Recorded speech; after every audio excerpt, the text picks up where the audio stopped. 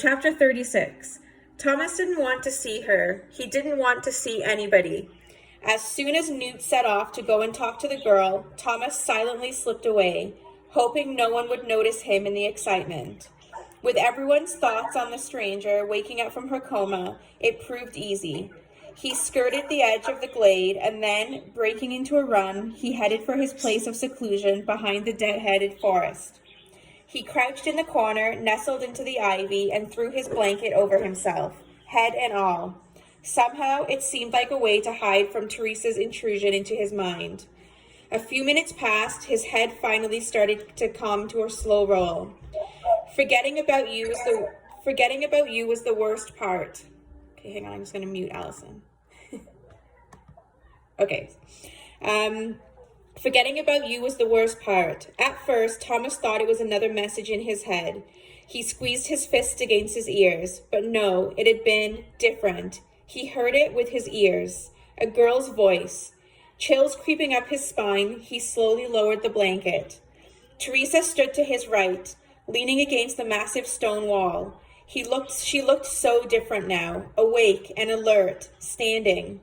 Wearing a long-sleeve white shirt, blue jeans, and brown shoes, she looked impossibly even more striking than when he'd seen her in the coma. Black hair framed the fair skin of her face, with her eyes as blue as pure flame. "Tom, do you really not remember me?" Her voice was soft, a contrast from the crazed, hard sound he'd heard from her after she first arrived, when she delivered the message that everything was going to change. "You mean... you remember me?" he asked, embarrassed at the squeak that escaped on the last word. "Yes, no, maybe." She threw her arms up in disgust. "I just can't explain it." Thomas opened his mouth, then closed it without saying anything.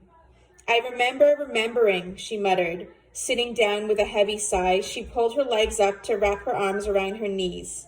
"Feelings, emotions, like I have all these shelves in my head, labeled for some memories and faces, but they're all just empty, as if everything before this is just on the other side of a white curtain, including you." "But how do you know me?" He felt like the walls were spinning around him. Teresa turned towards him. "I don't know. Something about before we came to the maze. Something about us. It's mostly empty, like I said." "You know about the maze? Who told you? You just woke up." It's all very confusing right now." She held her hand out. "But I know that you're my friend." Almost in a daze, Thomas pulled the blanket completely off and leaned forward to shake her hand. "I like how you call me Tom." As soon as it came out, he was sure he couldn't have possibly said anything dumber. Teresa rolled her eyes. "Well, that's your name, isn't it?" "Yeah, but most people call me Thomas. Well, except Newt. He calls me Tommy." "Tom makes me feel like I'm at home or something, even though I don't know what home is." He let out a bitter laugh. "Are we messed up or what?" She smiled for the first time, and he almost had to look away, as if something that nice didn't belong in such a glum and gray place, as if he had no right to look past her expression. "Yeah, we're messed up," she said, "and I'm so scared." "So am I, trust me," which was definitely the understatement of the day. A long moment paused, both of them looking towards the ground.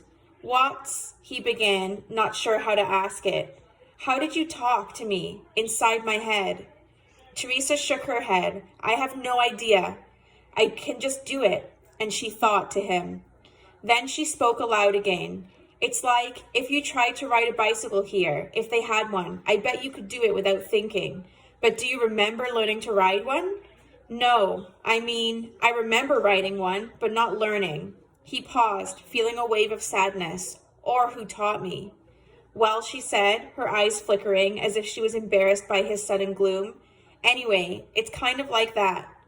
That really clears things up," he said, and Teresa shrugged. "You didn't tell anyone, did you? They're going to think we're crazy." "Well, when it first happened I did, but I think Newt just thinks I was stressed out or something." Thomas felt fidgety, like he'd go nuts if he didn't move. He stood up, started pacing in front of her. "We need to figure things out. That weird note you had about being the last person to ever come here, your coma, the fact that you can talk to me telepathically, Any ideas? Teresa followed him with her eyes as he walked back and forth. Save your breath and quit asking. All I have are faint impressions that you and I were important and that we were used somehow.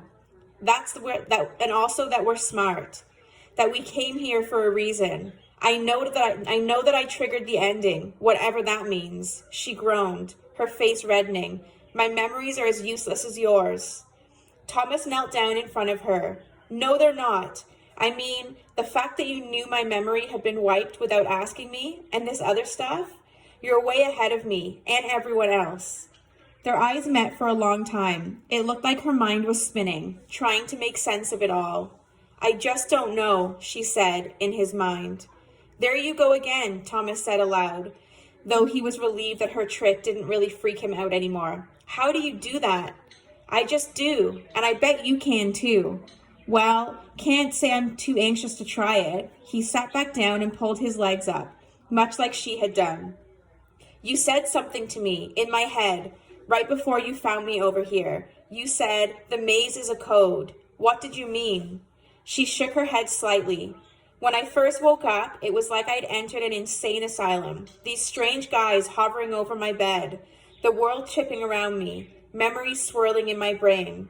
I tried to reach out and grasp a few, and that was one of them. I can't really remember why I said it. Was there anything else? Actually, yeah. She pulled up the sleeve of her left arm, exposing her bicep. Small letters were written across the skin in thin black ink. What's that? He asked, leaning in for a better look. Read it yourself. The letters were messy, but he could make them out when he got close enough. Wicked is good. Thomas's heart beat faster. I've seen that word, wicked. He searched his mind for what the phrase could possibly mean. On the little creatures that live here, the beetle blades. What are those? She asked. Just like little lizard-like machines that spy on us for the creators, the people who sent us here. Teresa considered that for a moment, looking off into space, and then she focused on her arm. I can't remember why I wrote this, she said as she wet her thumb and started rubbing off the words. But don't let me forget, because it has to mean something. The 3 words ran through Thomas's mind over and over. When did you write it? When I woke up, they had a pen and a notepad next to the bed. In the commotion, I just wrote it down. Thomas was baffled by this girl. First, the connection that he had felt to her from the very beginning, then the mind speaking, and now this. Everything about you is weird. You know that, right? Judging by your little hiding spot, I'd say you're not so normal yourself. Like living in the woods, do ya? Thomas tried to scowl and then smiled. He felt pathetic and embarrassed about hiding. Well, you look familiar to me, and you claim we're friends. I guess I'll trust you. He held out his hand for another shake, and she took it, holding on for a long time. A chill swept through Thomas that was surprisingly pleasant. All I want is to get back home, she said, finally letting go of his hand, just like the rest of you. Thomas's heart sank as he snapped back to the reality and remembered how grim the world had become. Yeah, well, things pretty much suck about right now. The sun disappeared and the sky's gone gray. They didn't send us the weekly supplies, and it looks like things are going to end one way or another. But before Teresa could answer, Newt was running out of the woods. How in the... he said as he pulled up in front of them. Albie and a few others were right behind. Newt looked at Teresa. How'd you get here? The medjack said you were there 1 second and you were gone the next. Teresa stood up, surprising Thomas with her confidence. Guess he forgot to tell the little part about me kicking him in the groin and climbing out the window then, huh? Thomas almost laughed as Newt turned to an older boy standing nearby, whose face had turned bright red. Congrats, Jeff, Newt said. You're officially the first guy here to get your butt beat by a girl. Teresa didn't stop. Keep talking like that and you'll be next, she said.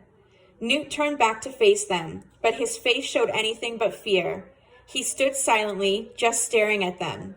Thomas stared back, wondering what was going through the older boy's head. Albie stepped up.